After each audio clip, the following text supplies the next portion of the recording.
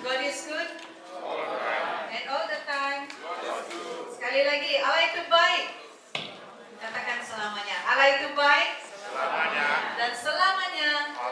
Haleluya. Terima kasih untuk tim pelayanan pemuda-pemudi dan remaja yang memimpin kita dalam pujian penyembahan sebentar tadi. Baik saudara, sebelum saya teruskan dengan bagian firman Tuhan, mari kita berdoa. Saya pimpin kita dalam doa.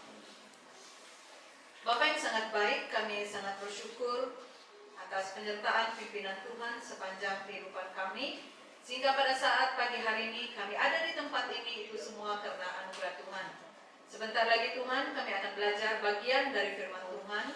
Memberkati hamba-Mu melalui segala persiapan yang sudah hamba-Mu lakukan sebelumnya Tuhan. Biar segala apapun yang disampaikan adalah dari isi hati Tuhan sendiri, menjadi berkat kepada setiap jemaat Tuhan, dan nama Tuhan akan terus dimuliakan dan ditinggikan. Terima kasih Tuhan, ini doa kami. Hanya di dalam nama Tuhan Yesus kami sudah berdoa dan mengucap syukur. Amin. Baik saudara-saudari yang Tuhan Yesus kasihi, kalau kita perhatikan minggu yang lalu kita sudah belajar bagaimana Daud membangun hubungan pribadi dengan Tuhan, ya. Jadi pada pagi hari ini kita akan melihat pula dalam konteks kehidupan Abraham, ya. Bagaimana Abraham membangun hubungan pribadinya dengan Tuhan.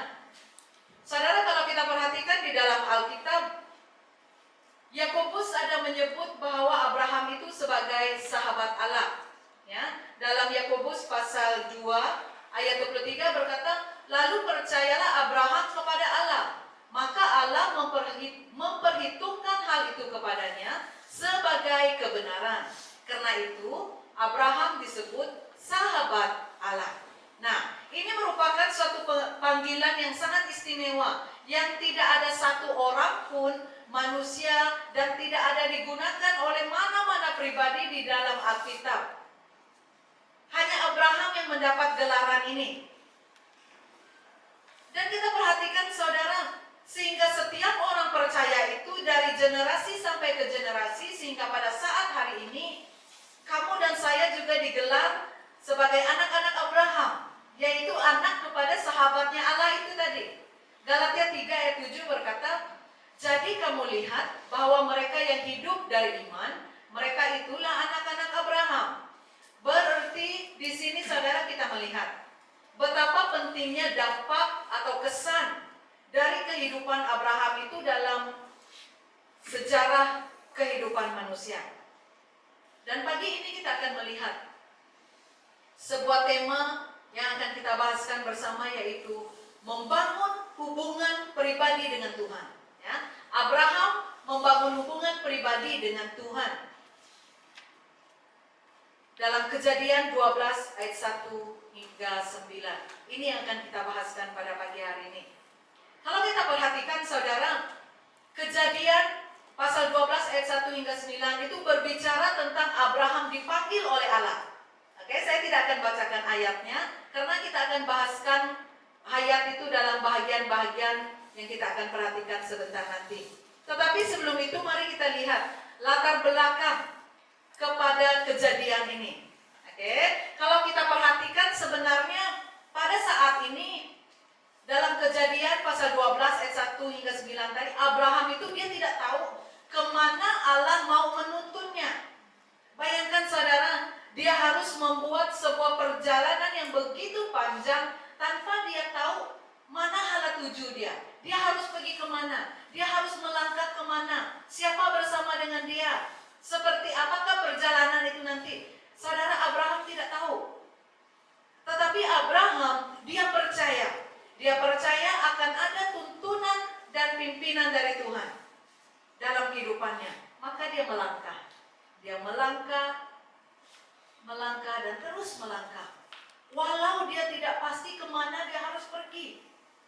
Dan dalam ayat ini juga berbicara tentang berkat rohani yang akan disalurkan oleh Allah kepada seluruh umat manusia melalui garis keturunan Abraham.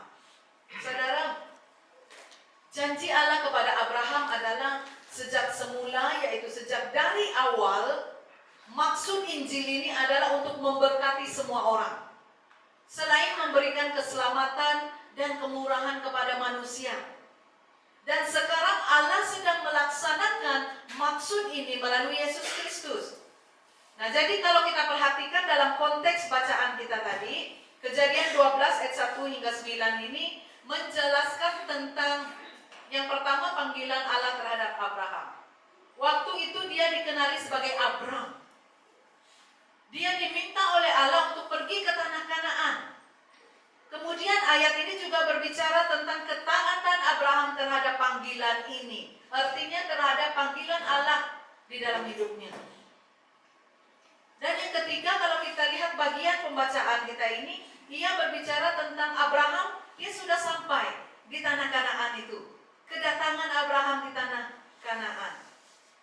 Jadi saudara-saudara yang Tuhan Yesus kasihi, sebelum kita bahaskan dengan lebih lengkap keseluruhan teks tadi, mari kita perhatikan bersama peringkat demi peringkat yang Abraham lalui saat dia membangun hubungan pribadinya dengan Tuhan. Saudara, yang pertama sekali Abraham, dia mendengar suara Tuhan. Dan Tuhan memberikan janji bahwa dia akan memberkati Abraham dan juga keturunannya sehingga sampai kepada kamu dan saya saat ini. Asalkan Abraham siap untuk taat kepada perintah Tuhan dan membangun mezbah bagi Tuhan. Saudara-saudara yang Tuhan Yesus kasihi, dalam bahagian ini apa yang Abraham lakukan adalah yang pertama dia mendengar suara Tuhan. Ayat 1 berkata, berfirmanlah Tuhan kepada Abram, pergilah dari negerimu dan dari sanak saudaramu dan dari rumah bapamu ini ke negeri yang akan kutunjukkan kepadamu. Saudara, kalau kita melihat keseluruhan isi Alkitab ini dengan teliti, ternyata saudara ada banyak cara Tuhan itu untuk berbicara dengan umatnya. Demikian juga dengan Abraham pada saat itu. Tuhan mempunyai hubungan yang sangat dekat dengan dia. Sangat intim. Sehingga Tuhan dia sanggup mau menampakkan dirinya kepada Abraham. Dan kisah Abraham ini sangat menarik kalau kita perhatikan di awal pasal 12 tadi. Di mana Allah memanggil Abraham. Berfirmanlah Tuhan kepada Abraham, pergilah dari negerimu dan dari sanak saudaramu dan dari rumah bapamu ini ke negeri yang akan kutunjukkan kepadamu. Nah, kalau kita perhatikan saudara, Allah memanggil Abraham keluar dari rumahnya. Dan Allah memerintahkan Abraham ke tanah yang akan ia ungkapkan. Akan Allah ungkapkan. Berarti saudara, Abraham sebenarnya belum tahu kemana dia harus pergi. Abraham belum pasti kemana Allah memintanya untuk melangkah. Dan kalau saudara sadar, ternyata penulis kitab Ibrani juga menggunakan Abraham sebagai teladan iman. Karena tindakan Abraham setelah dia mendengar suara Tuhan berbicara kepadanya. Ibrani 11 ayat 8 berkata, karena iman Abraham taat. Ketika ia dipanggil untuk berangkat ke negeri yang akan diterimanya menjadi milik pusakanya. Lalu ia berangkat dengan tidak mengetahui tempat yang ia tujui. Saudara, siapa di antara kita ini yang sanggup ataupun berani untuk meninggalkan segala sesuatu yang kita miliki dan kita pergi tanpa ada tujuan akhir yang jelas? Tak ada orang yang sanggup, saudara. Akan tetapi Abraham mau, Abraham siap. Abraham membangun hubungan pribadi dengan Tuhan. Dan dia peka serta patuh kepada suara Tuhan. Itu yang Abraham lakukan, saudara. Abraham itu bukanlah manusia yang sempurna. Abraham itu juga sama seperti kita. Sama seperti kamu dan saya. Bahkan saudara, Abraham juga pernah melakukan kesalahan. Dan dalam Alkitab ada mencatat bahwa kesalahan terbesar Abraham adalah ketika dia tidak mencari dan tidak mendengarkan suara Tuhan. Tetapi justru Abraham mendengarkan suara orang lain yaitu Sarah, istrinya. Saudara, pada saat Abraham, dan pada waktu itu dia masih digelar dengan panggilan Abram, dan Sarai sudah lama menikah, mereka tidak dikurniakan anak. Jadi mulai timbullah kegelisahan, kegusaran di dalam hati, dalam diri mereka berdua. Walaupun Tuhan sudah berfirman bahwa keturunan Abraham ini nanti akan jadi banyak seperti bintang di langit dan pasir di laut. Tetapi tentu saja selama puluhan tahun itu bukan waktu yang singkat untuk mereka dua menantikan waktu Tuhan itu. Akhirnya Sarai dia meminta Abraham menikahi hamba perempuan mereka yang bernama Hagar. Saudara, ada kalanya kita ini juga seperti itu. Kita sering mengabaikan suara Tuhan yang berbicara kepada kita dan lebih mendengarkan suara orang lain atau suara hati kita sendiri, mengikut rentak kita sendiri. Bahkan pada masa-masa sukar seperti ini, memang saudara tidak mudah untuk kita mendengarkan suara Tuhan itu. Saudara, jika Abraham saja pernah melakukan kesilapan, maka kita ini sebagai manusia juga ada potensi untuk melakukan kesalahan yang sama. Oleh karena itu saudara, belajarlah dari tokoh-tokoh iman dalam Alkitab, sehingga kita dapat menghindari kesalahan yang sama yang seperti mereka juga lakukan suatu ketika dahulu. Belajarlah dari Tuhan Yesus Kristus yang mau dan siap melakukan kehendak Allah, kehendak Bapa dengan begitu sempurna selama ia berada di dunia ini. Saudara, orang yang hidupnya intim dengan Tuhan, mereka pasti akan dapat mendengar dan membezakan apakah itu suara Tuhan atau tidak, apakah itu gerak hati mereka atau tidak. Dan pastikan suara Tuhan yang sering kita dengar itu yang memberi tuntunan dan suara yang memberitahu apa yang harus kita lakukan. Amin. Yang kedua, Abraham membangun hubungan pribadi dengan Tuhan dan dia menerima janji berkat Tuhan. Ayat 2 hingga 3 berkata, Aku akan membuat engkau menjadi bangsa yang besar dan memberkati engkau serta membuat namamu masyhur, dan engkau akan menjadi berkat.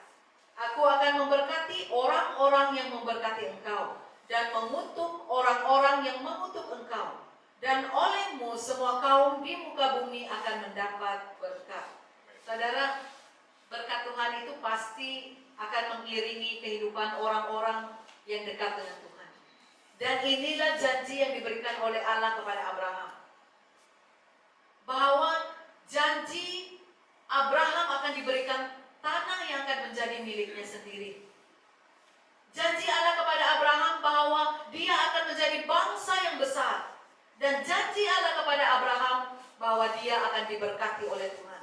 Saudara, dan semua janji ini juga yang menjadi dasar dari apa yang kita sebut sebagai perjanjian Abraham yang ditetapkan dalam pasal 15 dan 17.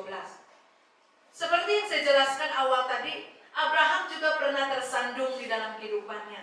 Dan kisah ini berkaitan dengan Hagar dan Ismail.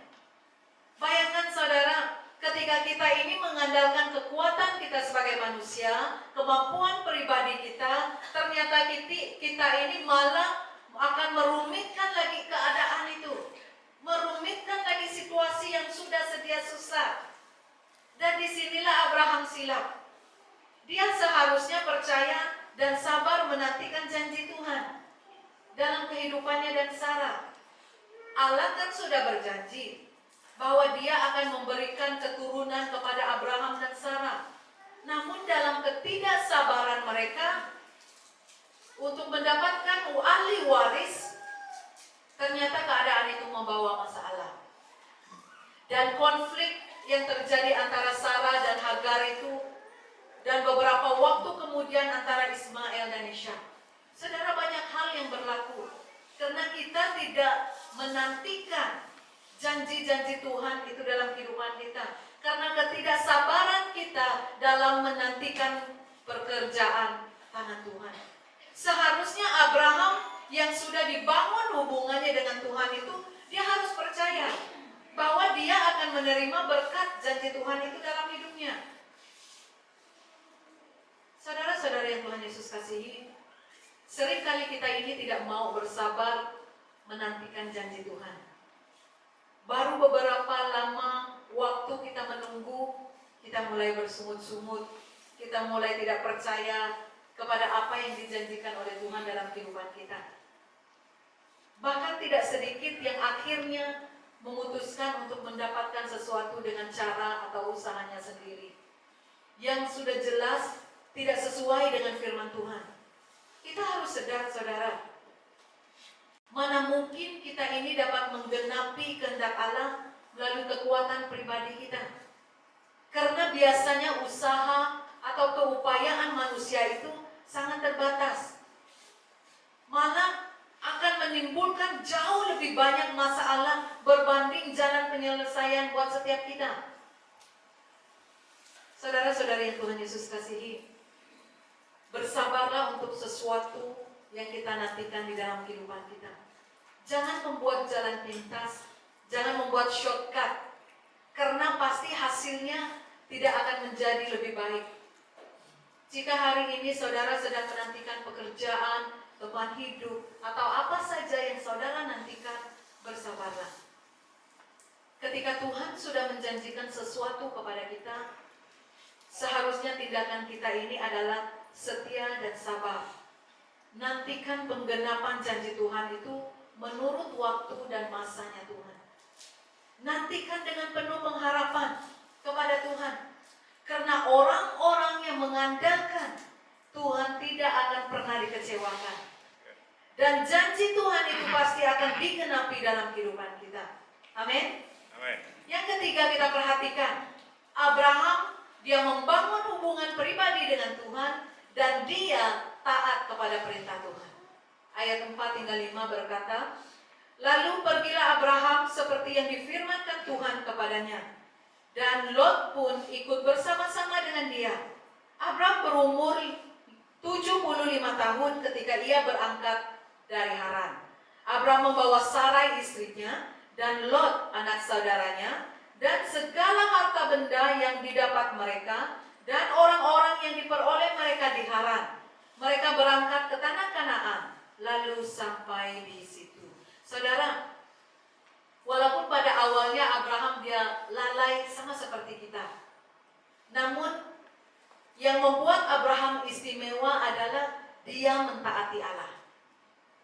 Ayat 4 berkata, lalu pergilah Abraham seperti yang difirmankan Tuhan kepadanya. Saudara, dalam ayat bacaan kita ini dikisahkan bagaimana pada waktu itu Tuhan memberitakan Abraham untuk keluar dari tanah kelahirannya. Dan Abraham pada waktu itu tidak tahu negeri mana yang harus mereka tuju, kemana mereka harus melangkah. Tetapi Abraham dia rela meninggalkan tanah kelahirannya. Dia percaya bahwa Tuhan pasti akan menuntunnya ke negeri perjanjian itu. Meskipun pada saat itu dia tidak melihat, namun dia percaya Tuhan pasti akan menyediakan yang terbaik buat dia. Sebab itu Abraham disebut sebagai bapa orang beriman. Ketaatan Abraham ini juga dapat dibuktikan pada waktu Tuhan memerintahkan dia untuk mempersembahkan Ishak. Ishak adalah satu-satunya anak Abraham yang sudah dia dan Sarai nantikan sekian lama. Tetapi Abraham tidak memberontak terhadap perintah Tuhan. Dengan taat, Abraham membawa Ishak, lalu mempersembahkannya kepada Tuhan. Hal ini bukan suatu perkara yang mudah, saudara. Tetapi yang menjadi luar biasanya, karena ketaatan Abraham ini, Tuhan menyediakan korban sebagai pengganti Ishak. Tuhan tahu bahwa Abraham itu memiliki hati yang taat. Dan Tuhan tahu bahwa Abraham mencintai Tuhan lebih dari anaknya sendiri. Dan Tuhan sangat memperhitungkan ketaatan Abraham. Apa yang Abraham lakukan ini adalah sebagai suatu bukti bahwa dia sangat mengasihi Tuhan dan lebih dari apapun yang dia miliki di dunia ini. Begitu juga dengan kehidupan kita pada saat ini, saudara. Tuhan rindu supaya kita dapat taat kepadanya. Tuhan rindu agar kita memiliki hubungan yang intim dengannya. Dan seringkali Tuhan memberikan perintah kepada kita. Dan apapun yang perintah yang Tuhan berikan kepada kita, haruslah kita ini lakukan dengan penuh ketaatan kita. Ingat, ketika kita taat dan setia kepada Tuhan, maka Dia akan memperhitungkan semuanya bagi kita. Apabila kita taat dan patuh kepada firman Tuhan, maka berkat-berkat yang dialami oleh Abraham juga akan dinikmati dan menjadi nyata dalam kehidupan setiap kita. Tuhan akan menambahkan perkara-perkara yang besar dalam hidup kita. Tuhan akan menggenapkan janji-janjinya buat kamu dan saya. Sama halnya pada saat Abraham taat kepada Tuhan. Tuhan memberkati Abraham serta keturunannya, termasuk kamu dan saya. Amin. Yang keempat, Abraham membangun hubungan pribadi dengan Tuhan dan membangun mezbah bagi Tuhan. Ayat 6 hingga 9 berkata, Abraham berjalan melalui negeri itu sampai ke suatu tempat dekat Sikem, yakni pohon terbatin di More. Waktu itu orang Kanaan diam di negeri itu. Ketika itu Tuhan menampakkan diri kepada Abraham dan berfirman, Aku akan memberikan negeri ini kepada keturunanmu. Maka didirikannya di situ mezbah bagi Tuhan yang telah menampakkan diri kepadanya. Kemudian ia berpindah dari situ ke pergunungan di sebelah timur Betel. Ia memasang kemahnya dengan Betel di sebelah barat dan Ai di sebelah timur. Lalu ia mendirikan di situ mezbah bagi Tuhan dan memanggil nama Tuhan. Sesudah itu Abraham berangkat dan makin jauh ia berjalan ke tanah Negev.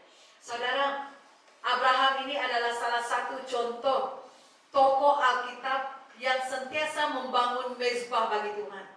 Saat Abraham membangun mezbah bagi Tuhan, Tuhan memberkati Abraham dan berjanji akan memberikan tanah Kanaan kepada keturunannya.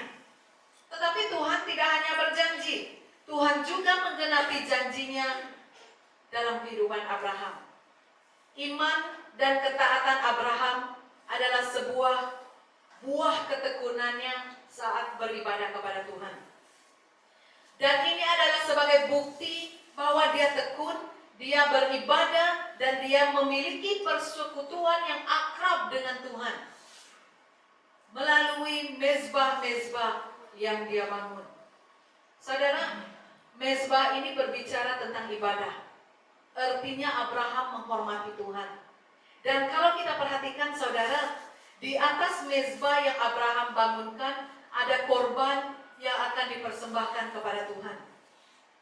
Bukan hanya satu, tetapi kalau kita baca di dalam Alkitab ada 4 mezbah yang Abraham sudah bangunkan untuk Tuhan. Abraham membangunkan mezbah di tempat-tempat yang dia kunjungi sebagai rasa kasih dan syukurnya kepada Tuhan. Membangun mezbah ini berarti saudara membangun keintimannya dengan Tuhan dan dia menikmati hadirat Tuhan di dalam kehidupannya. Karena membangun mezbah ini berbicara tentang hubungan pribadi.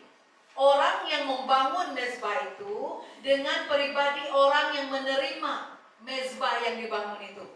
Dan kalau kita perhatikan pada zaman ini saudara, zaman sekarang, mezbah ditunjukkan melalui ibadah kita, melalui penyembahan kita, melalui doa yang kita naikkan kepada Tuhan. Mari saya bawa kita untuk melihat secara ringkas mezbah yang sudah dibangunkan oleh Abraham. Yang pertama, Abraham membangun mezbah di dekat Sikem. Kejadian 12 ayat ini. Kata Sikem berarti bahu. Ini membuktikan bahwa Abraham dia menyerahkan seluruh hidupnya kepada Tuhan. Berarti Abraham menyerahkan segala masalah, segala beban hidup, diletakkan di atas bahu Tuhan. Dengan arti kata lain, Abraham tidak lagi mengandalkan kekuatannya sebagai manusia, kekuatannya sendiri. Tetapi Abraham mengandalkan Tuhan dalam segala hal. Saudara, jangan sekali-kali mengandalkan kekuatan kita. Tetapi taruhlah segala beban, persoalan, masalah kita di atas bahu Tuhan. Yakinilah, jika kita mengangkat tangan dan berserah, Tuhan pasti akan turun tangan menolong kita. Amin. Yang kedua, mezbah yang dibangun oleh Abraham dekat Betel. Kejadian 12 ayat 8 mengisahkan hal ini. Betel berarti rumah Tuhan. Abraham sangat menghormati rumah Tuhan. Karena itu adalah tempat di mana Abraham berkunjung dan datang. Abraham suka datang ke rumah Tuhan. Abraham sadar bahwa setiap orang yang menghormati rumah Tuhan pasti akan diberkati dengan penuh luar biasa. Contohnya, keluarga Obed Edom. 3 bulan lamanya tabut Tuhan itu tinggal di rumah Obed Edom, orang Gad itu. Dan Tuhan memberkati Obed Edom dan seisi rumahnya. 2 Samuel 6 ayat 11 hingga 12 mengisahkan hal ini. Tuhan tinggal di dalam rumah Tuhan. Dan Tuhan rindu agar kita datang kepadanya di dalam rumah Tuhan sendiri. Dan yang ketiga, kita perhatikan mezbah yang dibangun oleh Abraham ada di Hebron. Kejadian 13 ayat 18. Hebron berarti damai sejahtera. Ketika keluar dari negerinya, Abraham tidak hanya membawa keluarganya, tetapi dia juga membawa Lot, yaitu anak saudaranya. Bahkan kita juga melihat Lot juga merasakan dampaknya, yaitu Lot juga diberkati oleh Tuhan. Namun saudara, ada beberapa hal yang berlaku. Karena kekayaannya yang berlimpah itu, mereka harus terpisah. Tetapi Abraham, dia memilih untuk mengalah dan tidak mau bertengkar dengan Lot. Sehingga ada damai sejahtera di dalam hati Abraham. Dan yang keempat, Abraham membangun mezbah di Gunung Moria. Disinilah tempat di mana Abraham mempersembahkan satu-satunya anak yang dia kasihi, Ishak. Kejadian 22 ayat 1 hingga 2. Di Gunung Moria ini, Abraham sudah membuktikan kasihnya yang besar kepada Tuhan dengan mempersembahkan Ishak. Saudara, tidak ada manusia yang sanggup melakukan hal ini. Memberikan satu-satunya hal yang berharga dalam diri kita tidak mudah, saudara. Tetapi Abraham melakukannya. Dan ternyata Allah menyediakan korban sebagai ganti Ishak. Itu semua adalah karena ketaatan Abraham. Karena hubungan Abraham yang begitu dekat dengan Tuhan. Sehingga Tuhan tahu isi hati Abraham. Itu juga yang Allah maukan untuk kita semua pada saat ini. Mungkin selama ini kita sering menanti-nantikan janji Tuhan tergenapi dalam kehidupan kita. Tetapi sampai sekarang, sampai saat ini masih belum ada jawabannya. Masih belum tergenapi. Marilah kita lihat kembali diri kita. Apakah kita sudah mendekatkan diri kita kepada Tuhan? Apakah kita sudah membangun mezbah kita dengan Tuhan? Dan untuk menggenapi janji Tuhan itu di dalam hidup kita, Tuhan akan memberikan proses buat kita. Dan melalui setiap proses-proses itu, Tuhan mau kamu dan saya tetap bergantung penuh kepada Tuhan. Jadi saudara, mendekatlah kepada Tuhan. Alamilah hadiratnya, kehadiran Tuhan itu dalam kehidupan kita. Karena saudara, bila kita tinggal di dalam rumah Tuhan, kita akan pasti mengalami betapa indahnya hidup di dalam Tuhan itu. Maka singkirkanlah segala penghalang-penghalang yang membuat saudara dan saya tidak dapat tinggal di dalam Tuhan. Termasuk hal-hal yang tidak beres di dalam hati kita. Amin. Jadi saudara-saudara yang Tuhan Yesus kasihi, sebagai kesimpulan dari bagian firman Tuhan kita pagi hari ini, Mari kita perhatikan. Abraham membangun hubungan pribadinya dengan Tuhan. Dan Abraham mendengar suara Tuhan. Abraham menikmati janji berkat Tuhan dalam kehidupannya. Kuncinya adalah kita harus taat kepada perintah Tuhan. Dan bangunkanlah mezbah bagi Tuhan.